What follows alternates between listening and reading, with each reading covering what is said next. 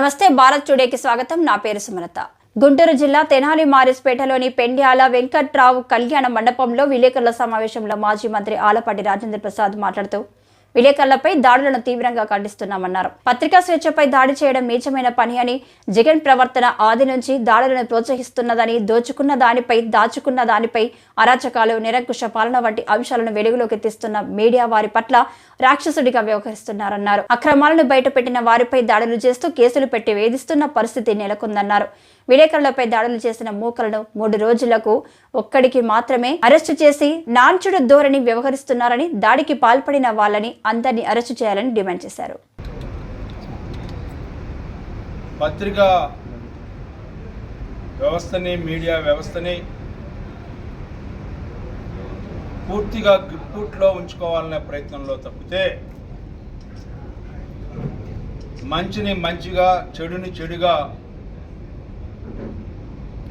చెప్పగలిగే శక్తి కలిగినటువంటి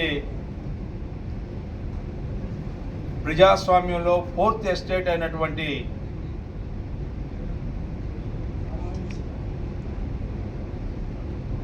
జర్నలిజాన్ని పూర్తిగా ఆ పత్రికా యాజమాన్యాన్ని కూడా నువ్వు వదిలిపెట్టలా.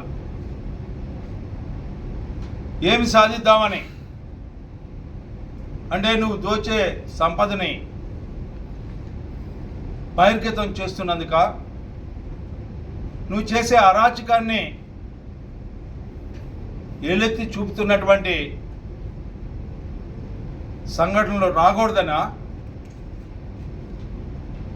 నిరంకుశవాదిగా, రాక్షసుడిగా రావణ రాజ్యాన్ని ప్రజలకి అందిస్తున్న తరుణంలో ఇది తప్పు అని చెప్పి 4th ఎస్టేట్ని, ఏ ప్రజాస్వామ్యాన్ని నిరంతరంగా కాపాడే ప్రయత్నం చేసే వ్యవస్థని నాశనం చేయాలనుకుని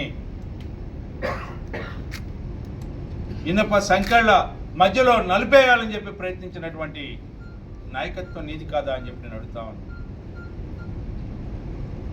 ఏమి చేశారని చెప్పి నిన్న సిద్ధం సభలో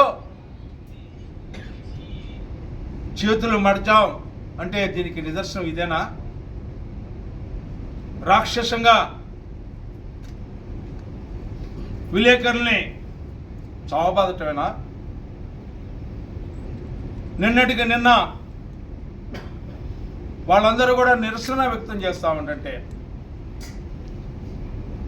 ఎవరైతే జర్నలిస్ట్ మీద దాడి ప్రజాస్వామ్యానికి విరుద్ధం అని చెప్పి, రాజ్యాంగ విరుద్ధం అని చెప్పి 45C ఉల్లంఘన జరిగిందని చెప్పి చెప్పుకోవడానికి సిగ్గు ఎగ్గు లేదా అన్న ఒక కేసు అత్యున్నతమైన న్యాయస్థానంలో పెండింగ్లో ఉన్నప్పుడు దాని పూర్వపరాలు వెడిక్ట్ రాకుండానే దాని మీద మీరు మాట్లాడుతున్నారంటే ఏమిటి మీ యొక్క ఆంతర్యం అని చెప్పి, ఏమి చెప్పాలనుకున్నారు? మీ ఆస్తులు ఏమిటి? ఎన్నికల ముందు 2009కి మీ ఆస్తులు ఏంటి? సాక్షి పేపర్లో నేను చెప్పలా, షర్మిలమ్మ అడుగుతా ఉంది, చెప్పండి సమాధానం. ఎవరు దీనికి పెట్టుబడులు? ఎందుకు 43,000 కోట్లు సీజ్ చేశారు? క్విడ్ ప్రోక్రో అనేది ఎక్కడి నుంచి వచ్చింది? ఇవాళ మీరు కట్టే ఇన్కమ్ ట్యాక్స్ 2009లో ఎక్కడ కట్టారు? ఏమిటి? ఇంత ధనవంతుడైన ముఖ్యమంత్రి ఏ రాష్ట్రంలో కూడా ఈ భారతదేశంలో లేడు అని చెప్పి పక్కన ఇన్కమ్ ట్యాక్స్ శాఖ వివరాలతో పొందుపరిచినటువంటి అంశాలు మనకు తెలియపడుతూ ఉంటే, నేను పేదవాడిని చెప్పుకునేటువంటి ముఖ్యమంత్రివి, నేను దేవుడు పెట్టినని చెప్పుకునే ముఖ్యమంత్రివి, నేను ఒంటరిగా వస్తున్నా అని చెప్పుకునే నువ్వు ఒంటరిగా దొంగతో ఎవరు వస్తారయ్యా అని చెప్పి నేను అడుగుతా ఉన్నా. ఇవాళ ఇలాంటి పరిస్థితిలో ఈ రోజున ప్రజాస్వామ్యం మీద దాడి ఆపాలి అని చెప్పి హెచ్చరిస్తా ఉన్నాం. మీడియాపై దాడి చేయటం అనేది చాలా నీచమైనటువంటి పని.